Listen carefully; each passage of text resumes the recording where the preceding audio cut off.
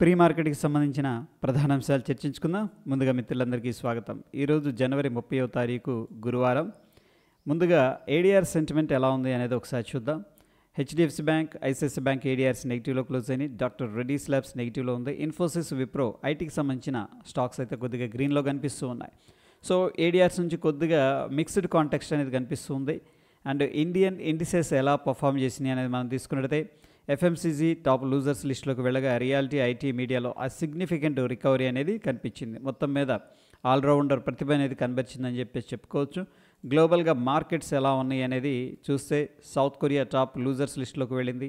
Hong Kong, Asia market, Japan, China A50 futures నెగిటివ్గా trade అవుతున్నాయి.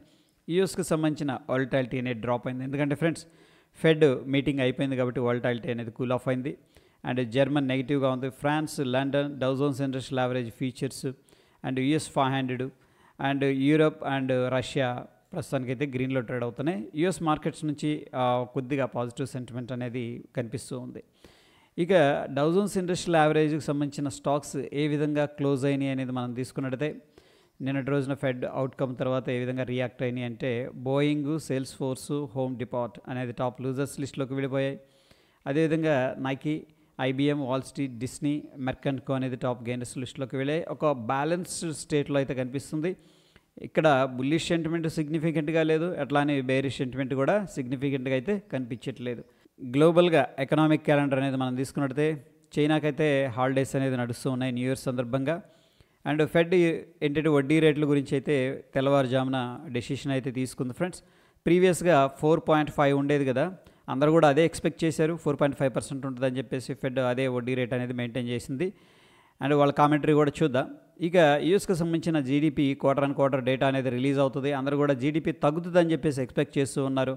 So ఇది వెరీ ఇంపార్టెంట్ డేటా అని చెప్పేసి చెప్పుకోవచ్చు. దాని తర్వాత ఇనీషియల్ జాబ్లెస్ క్లెయిమ్స్ అంటే మొదటిసారి నిరుద్యోగ భృతికి అప్లై చేసుకునే వారి సంఖ్య పెరుగుతుందా తగ్గుతుందా అనేది ఇంపార్టెంట్ అనమాట. అయితే అందరూ కూడా పెరుగుతుందని చెప్పేసి ఎక్స్పెక్ట్ చేస్తూ ఉన్నారు. ఇక్కడేమో జీడిపి తగ్గుతుందని చెప్పేసి ఎక్స్పెక్ట్ చేస్తున్నారు అండ్ జాబ్లెస్ క్లెయిమ్స్ కూడా పెరుగుతాయి అని చెప్పేసి ఎక్స్పెక్ట్ చేస్తున్నారు. కాబట్టి మార్కెట్లో కొంత నెగిటివ్ సెంటిమెంట్ ఏదన్నా ఉండే అవకాశం కనిపిస్తుంది. ఇక ఎకనామిక్ క్యాలెండర్ అనేది మనం తీసుకున్నట్టయితే నిన్నటి రోజున ఏవి ఈవెంట్స్ కనిపించట్లేదు, ఈరోజు కూడా ఏమీ లేవు. రేపటి రోజున మాత్రం మనకి గవర్నమెంట్ బడ్జెట్ వాల్యూ అనేది రావడం జరుగుతుంది. అంటే ఏంటి అంటే ఫ్రెండ్స్, గవర్నమెంట్ ఎంత ఎర్న్ చేస్తుంది అండ్ ఎంత ఖర్చు పెడుతుంది, ఓకే అది అనమాట. ప్రస్తుతానికైతే నెగిటివ్ ట్రెండ్ అనేది కంటిన్యూ అవుతుంది మనకి ఇక్కడ. సో 8,465 బిలియన్ ఇండియన్ రూపీస్ అనేది డెఫిసిట్ ఉందన్నమాట, ఇది వాళ్ళ సంపాదనకును అండ్ ఖర్చులకి. అయితే దాని తర్వాత ఫారిన్ ఎక్స్చేంజ్ రిజర్వ్స్ ఏ విధంగా ఉన్నాయి ఆ డేటా రిలీజ్ అవుతుంది. అండ్ డిపాజిట్ గ్రోత్ ఏ విధంగా ఉంది, bank loan growth and infrastructure ఓవరాల్గా అవుట్పుట్ పెరుగుతుందా తగ్గుతుందా అనేది డేటా రేపు రావడం అనేది జరుగుతుంది. వెరీ ఇంపార్టెంట్ డేటా అని చెప్పేసి చెప్పుకోవచ్చు. ఇక తెల్లవారుజామున మనకి US మార్కెట్ అనేది క్లోజ్ అవుతుంది. అయితే ఫ్రెండ్స్ ఇక్కడ ఏంటంటే వీళ్ళ సేల్స్ అయితే అంత స్ట్రాంగ్గా కనిపించట్లేదు. ఈవెన్ టెస్లా సేల్స్ కూడా డిసప్పాయింట్ చేశాయి. దాని తర్వాత మైక్రోసాఫ్ట్ నుంచి ఆర్టిఫిషియల్ ఇంటెలిజెన్స్ మీద స్పెండింగ్ కానీ అండ్ క్లౌడ్ ఫోర్కాస్ట్ కానీ ఇవన్నీ కూడా కొద్దిగా డిసప్పాయింట్గా ఉన్నాయని చెప్పేసి చెప్పుకోవచ్చు. ఫౌల్ గారు ఏంటంటే ప్రస్తుతానికైతే ఎటువంటి హర్రీ లేదు ఇంట్రెస్ట్ అనేది తగ్గించడానికి. ఎందుకంటే స్టిల్ ఏంటంటే ఇన్ఫ్లేషన్ అనేది ఎలివేట్ అయింది కాబట్టి సో ఆ ఇంట్రెస్ట్ రేట్ అనేది తగ్గించలేదని చెప్పేసి చెప్తూ ఉన్నారు. జనరల్గా ఏంటంటే నెక్స్ట్ 1 year టార్గెట్ ఏంటంటే 4.25 నుంచి 4.5 అనేది మెయింటైన్ చేయాలని చెప్పేసి ప్లాన్ చేస్తున్నారు. సో ప్రాబబ్లీ నెక్స్ట్ రానున్న రోజుల్లో ఏంటంటే ఈ యొక్క వడ్డీ అనేది తగ్గించడానికి ఆస్కారం ఉంది. ప్రస్తుతానికైతే ఇన్ఫ్లేషన్ వల్ల మేము అదే వడ్డీ రేట్లు అనేది మెయింటైన్ చేస్తున్నాం అని చెప్పేసి చెప్పారు. అయితే ఫ్రెండ్స్ ఫ్యూచర్ అండ్ ఆప్షన్స్ నుంచి చాలా స్టాక్స్ అయితే రిజల్ట్స్ అనౌన్స్ చేస్తూ ఉన్నాయి. సో ఇక్కడ ప్రెస్టేజ్, శ్రీరామ్ సిమెంట్ చాలా కంపెనీస్ అనేది ఉన్నాయన్నమాట. వీటిలో వాలటాలిటీ ఉండే అవకాశం ఉంది. సో ఇక్కడ ఒకసారి కావాలంటే పాస్ చేసి స్క్రీన్ షాట్ తీయొచ్చు. ఇక ఫ్యూచర్ అండ్ ఆప్షన్స్లో ఎటువంటి స్టాక్ కూడా బ్యాన్ లిస్టులో లేదు. అండ్ ఇక కొత్త కాంట్రాక్ట్స్ అనేది వస్తూ ఉన్నాయి కాబట్టి షిఫ్టింగ్ అనేది జరుగుతుంది, roll over. Shriram finance, HDFC లైఫ్, coal India, Tata motors, Infosys అనేది టాప్ గెయినర్స్ లిస్టులోకి వెళ్ళాయి. Maruti, Bharti Airtel, Asian paint, ITC అనేది కొద్దిగా ప్రెషర్లో అయితే క్లోజ్ అయినాయి. అదేవిధంగా Indian bank, IEX, CAMS, Manappuram, SRFలో సిగ్నిఫికెంట్గా లాంగ్ బిల్డప్ అనేది జరుగుతున్నట్టు తెలుస్తుంది. Muthoot finance, Exide industries, united spirit, Ramco cement, IGLలో సిగ్నిఫికెంట్గా షార్ట్ కవరింగ్ అనేది జరుగుతుంది. JSW energy, Bosch limited, Ambuja cement, PNB, మారుతిలో సిగ్నిఫికెంట్గా షార్ట్ బిల్డప్ అనేది జరుగుతూ ఉండగా లాంగ్ అన్వైండింగ్లో ఎటువంటి స్టాక్ అనేది కనిపించట్లేదు.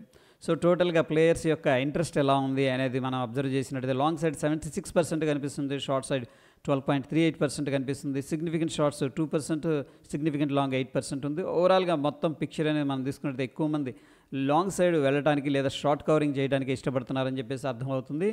ఇక ఈ యొక్క గ్రాఫ్ అనేది మనం అబ్జర్వ్ చేస్తున్నాం. కపుల్ ఆఫ్ డేస్ నుంచి కూడా మార్కెట్స్ కొద్దిగా స్టేబుల్ అయ్యాయి, గ్రీన్లో ఉండడానికి ప్రయత్నిస్తూ ఉన్నాయి. అదే ఫ్రెండ్స్ ఇక్కడ ఇంటర్ప్రిటేషన్ అనేది మనం తీసుకున్నట్లయితే లాంగ్ బిల్డప్ అనేది మార్కెట్ అయితే అడ్వైజ్ చేస్తూ ఉంది. ఇక ఈరోజు ఫిన్ నిఫ్టీ ఎక్స్పైరీ ఉంది, బ్యాంక్ నిఫ్టీ ఎక్స్పైరీ ఉంది, నిఫ్టీ ఎక్స్పైరీ ఉంది. మంత్లీ ఎక్స్పైరీ కాబట్టి ఈరోజు వోల్టాలిటీని మనం ఎక్స్పీరియన్స్ చేసే అవకాశం ఉంది. పార్టిసిపెంట్ వాయిస్ డేటా అనేది మనం తీసుకున్నట్లయితే స్టాక్ ఫీచర్స్లో ఎఫ్ఐఎస్ అయితే బులిష్గా ఉన్నారు, ఇండెక్స్ ఆప్షన్స్ ద్వారా బులిష్గా ఉన్నారు, స్టాక్స్లో మాత్రం కొద్దిగా బేరిష్గా ఉన్నారు, ప్రొప్రైటరీ అన్నింటిలో కూడా బేరిష్గా ఉంది. ఆఫ్ కోర్స్ ఇండెక్స్ ఆప్షన్స్లో బులిష్గా ఉంది. క్లయింట్ స్టాక్ ఫీచర్స్లో బులిష్ పొజిషన్స్ క్రియేట్ చేశారు, ఇండెక్స్ ఆప్షన్స్ ద్వారా బేరిష్ పొజిషన్స్ క్రియేట్ చేశారు. డిఐఎస్ అన్నింటిలో కూడా బులిష్గా ఉన్నారు. ఇక మొత్తం మీద మనం చూసుకున్నట్టయితే ఎఫ్ఐఎస్ 2586 కోట్లు క్యాష్ మార్కెట్లో సెల్ చేసినట్టు తెలుస్తుంది. డిఐఎస్ 1793 కోట్లు క్యాష్ మార్కెట్లో బాయ్ చేసినట్టు తెలుస్తుంది. డిఐఎస్ సెల్లింగ్ కంటిన్యూ అవుతుంది, ఎఫ్ఐఎస్ బాయింగ్ అయితే కంటిన్యూ చేస్తూ ఉన్నారు. ఇక మనకి ఈ చార్ట్ అనేది అబ్జర్వ్ చేసుకున్నట్టయితే ఇంపార్టెంట్ లెవెల్స్ కోసం. సో ఫ్రెండ్స్ ఈరోజు అయితే స్లైట్ గ్యాప్ డౌన్ అయితే జరిగే అవకాశాలు కనిపిస్తుంది. 23,265 అనేది ఇమీడియట్గా మనకున్న రెసిస్టెన్స్. ప్రస్తుతానికి మనం వాచ్ చేయాల్సింది రఫ్గా ఏంటంటే 23,000 లెవెల్ అనమాట, రౌండ్ నెంబరు, అది సపోర్ట్ లాగా ఉండొచ్చు. అదేవిధంగా సెన్సెక్స్ విషయానికి వచ్చేసరికి 76,900 రెసిస్టెన్స్, 76,000 అనేది మనకి ఇమీడియట్గా స్ట్రాంగ్ సపోర్ట్ అని చెప్పేసి చెప్పుకోవచ్చు. బ్యాంక్ నిఫ్టీలో 48,854 సిగ్నిఫికెంట్గా ఉండే సపోర్టు అండ్ 49,259 అనేది ఇమీడియట్గా ఉన్న స్మాల్ రెసిస్టెన్స్ లెవెల్ అనిపిస్తుంది. ఇక ఇండియా విక్స్ అనేది మనం తీసుకున్నట్టయితే ప్రస్తుతానికి రైజ్ అవుతుంది, బడ్జెట్ ఉంది, అందుకని వోల్టాలిటీ పెరుగుతూ వస్తుంది, 2.4% ఇంక్రీజ్ అయింది. ఇక నిన్నటి రోజున డౌ జోన్స్ ఫ్యూచర్స్ అనేది మనం అబ్జర్వ్ చేసుకున్నట్టయితే వోల్టైల్గా సైడ్ వేస్లో ఉంది. ఇక డాలర్ ఇండెక్స్ అనేది మనం అబ్జర్వ్ చేసినట్టయితే కొద్దిగా వీక్ అవుతున్నట్టు తెలుస్తుంది ఫ్రెండ్స్, అంతగా సిగ్నిఫికెంట్గా స్ట్రెంత్ అయితే కనిపించట్లేదు.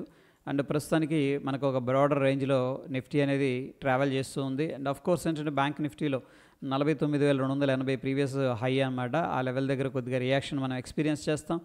అండ్ టెక్నికల్గా ఏంటంటే 77,337 సిగ్నిఫికెంట్ రెసిస్టెన్స్ లెవెల్ అనేది పైన కనిపిస్తూ ఉంది. ఇక గిఫ్ట్ నిఫ్టీ మనం చూసుకున్నట్టయితే ప్రీవియస్గా ఈ లెవెల్ దగ్గర అయితే క్లోజ్ అయింది ఇక్కడ. బట్ ఈరోజు ఏమైందంటే కొద్దిగా గ్యాప్ డౌన్ జరిగింది. సో పౌల్ గారి కామెంట్ ఏదైనా కానీ మొత్తం మీద యూఎస్ మార్కెట్స్లో రిజల్ట్స్ కానీ అంతగా ఇంప్రెసివ్గా అనిపించలేదు కాబట్టి ప్రస్తుతం ఏంటంటే మార్కెట్ కొద్దిగా స్లోగా ఉందని చెప్పేసి అనుకోవచ్చు. మనం చూస్తున్న సమయానికి 17 పాయింట్లు అయితే నెగిటివ్గా కనిపిస్తుంది. మొత్తం మీద 23,140 దగ్గర అయితే గిఫ్ట్ నిఫ్టీ ట్రేడ్ అవుతుంది. మన నిఫ్టీ ఫ్యూచర్ వచ్చేసరికి 23,148 దగ్గర అయితే క్లోజ్ అయింది. సో హార్డ్లీ ఏంటంటే ఫ్లాట్గా కనిపిస్తుంది. So based on the gift Nifty ఏంటంటే మనం ఒక గ్యాప్ డౌన్ స్లో అంటే చిన్న గ్యాప్ డౌన్ అనమాట ఎక్స్పెక్ట్ అయితే చేసుకోవచ్చు, లేదంటే ఫ్లాట్ ఓపెనింగ్ కూడా జరగవచ్చు friends. Okay, so anyhow bullish మోడ్లో ఉన్నాం కాబట్టి ఒక ఫ్లాట్ ఓపెనింగ్ అయితే ఎక్స్పెక్ట్ చేయొచ్చు అనిపిస్తుంది. కొన్ని స్టాక్స్ న్యూస్లో ఉన్నాయి. Tata Motors, Bajaj finance, Infosys, Voltas, Hitachi energy, brigade enterprises, JK paper, blue star అనేది. సో ప్రోబ్లమ్ ఏంటంటే వీటిలో మనకి మంచి మూమెంట్ ఉండే అవకాశం ఉంది. ఆ యొక్క స్టాక్స్ అనేది వాచ్ లిస్ట్లో పెట్టుకోవచ్చు. అండ్ నిఫ్టీ బ్యాంక్ అనేది మనం తీసుకున్నట్టయితే డైలీ టైం ఫ్రేమ్లో సెల్ అడ్వైజ్ చేస్తుంది, లోవర్ టైం ఫ్రేమ్స్లో అనేది బై అనేది అడ్వైజ్ చేస్తుంది. నిఫ్టీ 50లో కూడా సేమ్ అనమాట, డైలీ టైం ఫ్రేమ్లో సెల్ ఉంది, లోవర్ టైం ఫ్రేమ్స్లో బుల్లిష్ సెంటిమెంట్ అనేది చూపిస్తుంది. ఫ్రెండ్స్ ప్రస్తుతం ఉన్న సిచ్యువేషన్లో మనకి ఫెడ్ గారి కామెంట్ నుంచి యూఎస్ మార్కెట్స్లో అయితే సర్ప్రైజ్ ఏం కనిపించలేదు. అట్ ద సేమ్ టైం ఏంటంటే యూఎస్లో రిజల్ట్స్ అనేది బిగ్ టెక్ కంపెనీస్ అంత ఆశాజనకంగా కనిపించలేదు కాబట్టి స్టే కాషియస్ అని చెప్పేసి అనిపిస్తూ ఉంది. సో ఇది ఫ్రెండ్స్ ప్రీ మార్కెట్కి సంబంధించిన అప్డేట్స్. మరొక ఇంట్రెస్టింగ్ ఎపిసోడ్ మళ్ళీ కలుసుకుందాం. Stay tune. ధన్యవాదాలు.